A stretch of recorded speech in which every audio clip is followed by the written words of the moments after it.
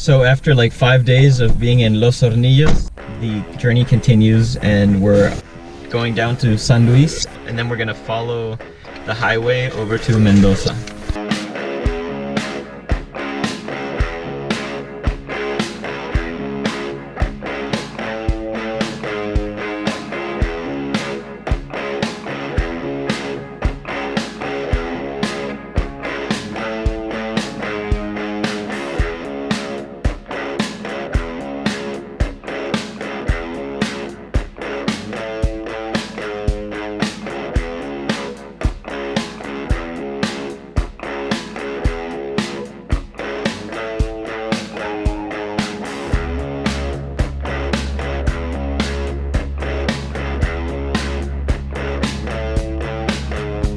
So we stopped in San Javier and we're gonna go get some facturas right next to the church in the square. They have really good facturas, which croissants that Adriana wanted. And then we'll continue down south towards Merlo.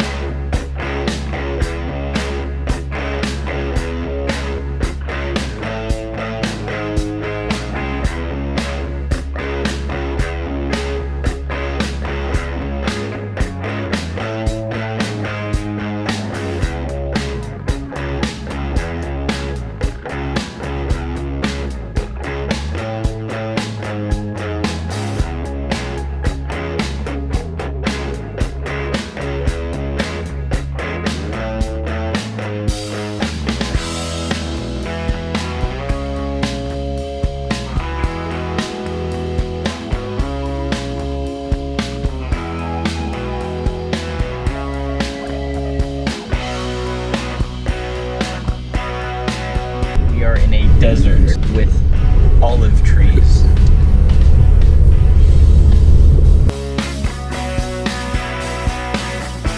We are in the town of La Paz and it looks literally like out of a western.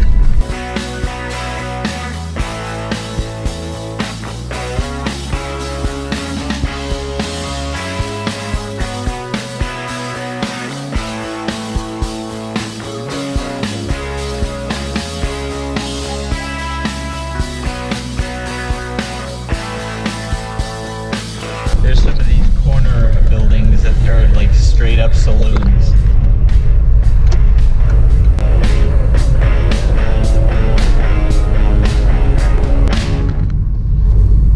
Upon reaching Merlo, in the province of San Luis, we drove into the Sierras de Comechingones to get some perspective on the area. Merlo is the third most populous city in the San Luis province, with the higher estimates of the latest census being 28,000 inhabitants. It is easy to forget that many of Argentina's 23 provinces are the size of some entire countries or larger. Merlo is well known for its dry, moderate microclimate, which many residents contribute to their well-being and longevity.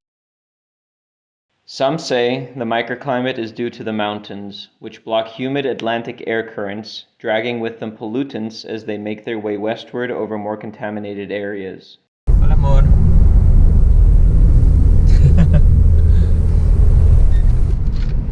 Others say, because of the constitution of the mountains, which I believe are mostly granite, they release negative ions into the air while at the same time giving off oxygen atoms that are later transformed into ozone. Either way, the place was certainly pleasant.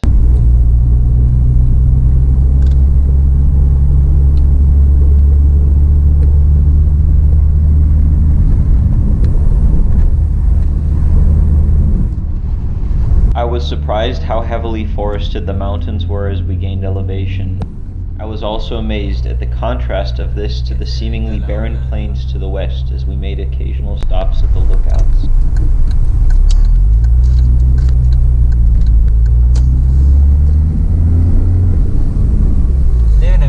We continued up a little further, but paid parking and large crowds had us turning back down, again amazed at the continuous expanses below us westward. Leaving Merlo, we continued down the Ruta 1. As we moved south, the climate became increasingly drier and the tree-covered mountains became sheer exposed rock.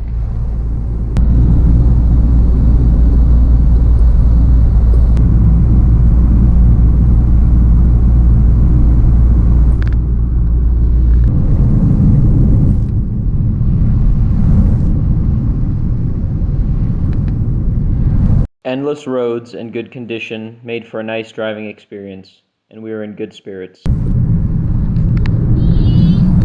We drove into some of the little dirt road towns along the Ruta 1, and the incoming cloud cover, with rays of sun peeking through here and there, made for an eerie impression.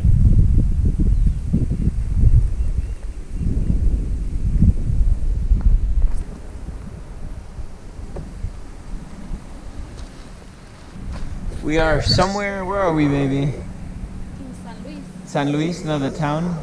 Villa Larca. Villa Larca in San Luis. We took another little side road and beautiful landscape. I just told Adriana you could spend a lifetime discovering Argentina. As we drove through the center of Villa Larca, I was surprised at its colors and infrastructure. Argentinians might be quick to complain, but I would not consider Argentina a third world country by any stretch of the imagination. Heading westwards down the Ruta 6, the mountains slowly disappeared behind us as we headed into the plains. Again, the rays of sun through the cloudy sky gave this leg of the journey the feeling we were driving in a post-apocalyptic movie, though I have been known to have a vivid imagination.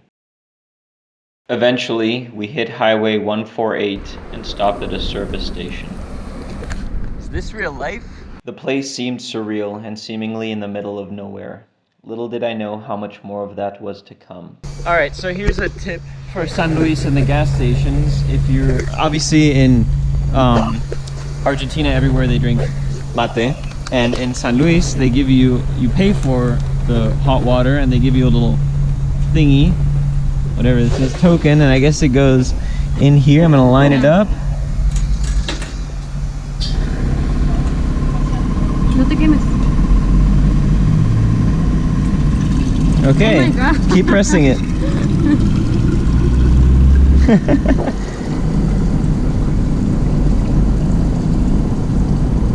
stop. And that's how it's done.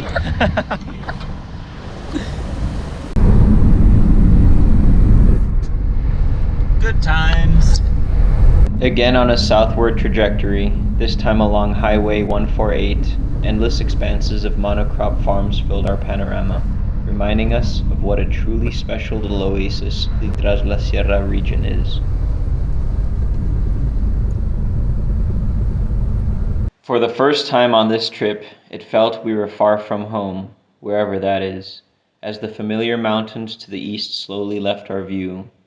The approaching dark clouds and rain didn't help as we crept ever deeper into the unknown.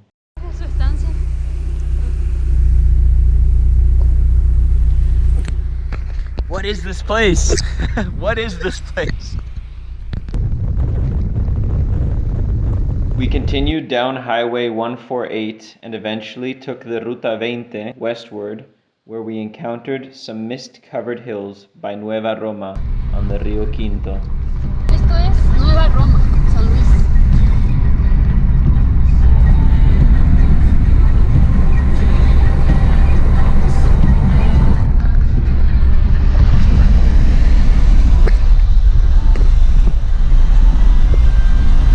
Maybe it was the weather, maybe it was the unknown, but overall, this leg of the trip was certainly peculiar. San Luis looks like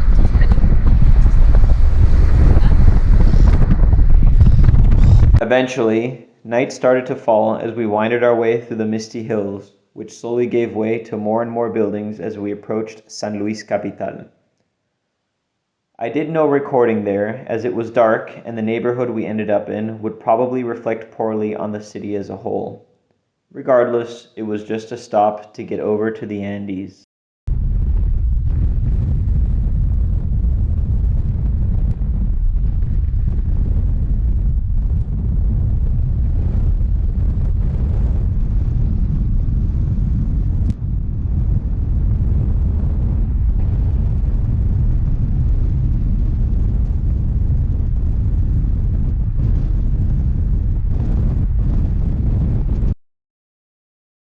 The following morning, we wasted no time in making our way towards Mendoza via Highway 7. Mendoza! The rainy weather continued, which was ironic considering this area is mostly dry throughout the year. The cold gray highway dominated by mostly trucks was a stark first impression of Mendoza.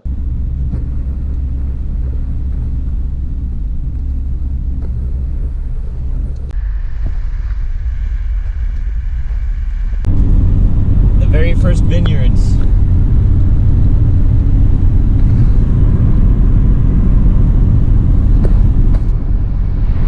Now I do know it was winter and things are more barren, but as we approached the capital city, we were completely put off by the amount of garbage littering the sides of the highway, which we did not film. At this point, we should have been able to see the Andes form in the background on a clear day, as advertised in any postcard picture of the city, but you can look that up yourself. Much to my regret, we chose to do a spin through the center of town, which was at peak traffic levels. I was just set on seeing the Parque General San Martin one time before continuing onwards. As anyone who has driven in any Argentinian city knows, you must have nerves of steel to do so.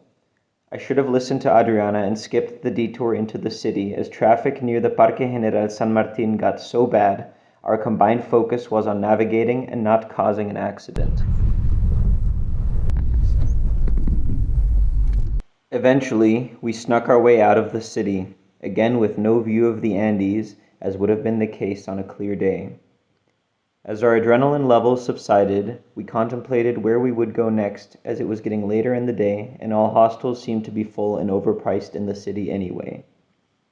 It was then that Adriana suggested we go deeper into the Andes, to Uspallata, and check out the Puente del Inca, as well as the highest mountain not just in South America, but in the entire Western Hemisphere, Mount Aconcagua, in the heart of the Andes. Okay, so we've been driving through Mendoza and it's been a rainy day, and literally the whole mountain range has been covered this entire time. Like, we missed out on a lot, but finally the sky's starting to clear a little bit, so we're getting to see some of the Andes.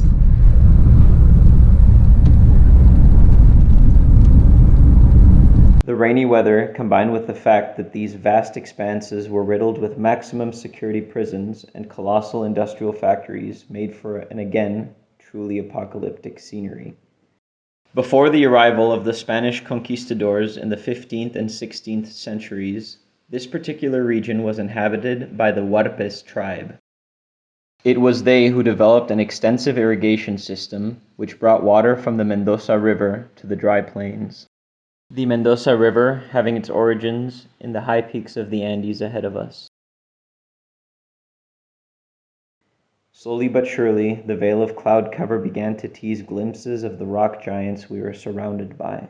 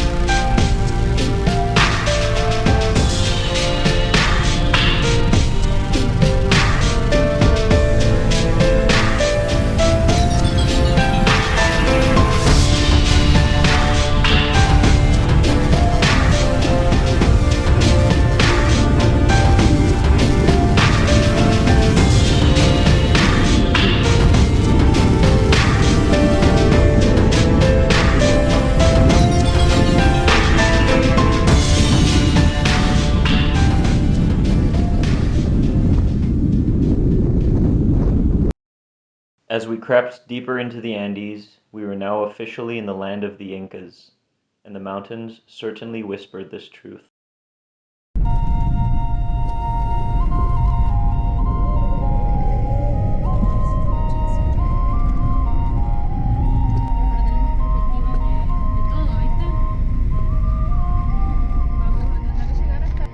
Check this place out.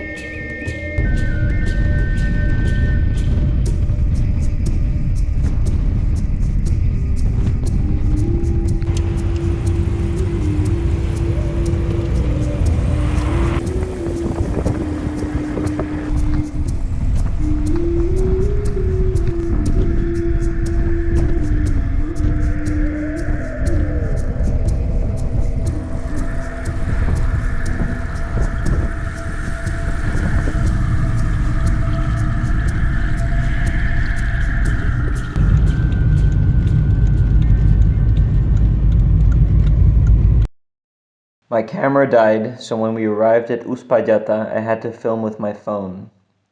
We scored the last room available in the entire town, and I had a dumb grin on my face due to the fact that we were surrounded by snow-capped giants, an unfamiliar sight to me. We had a much-needed meal at Parrillada San Cayetano, which had a cozy feel to it.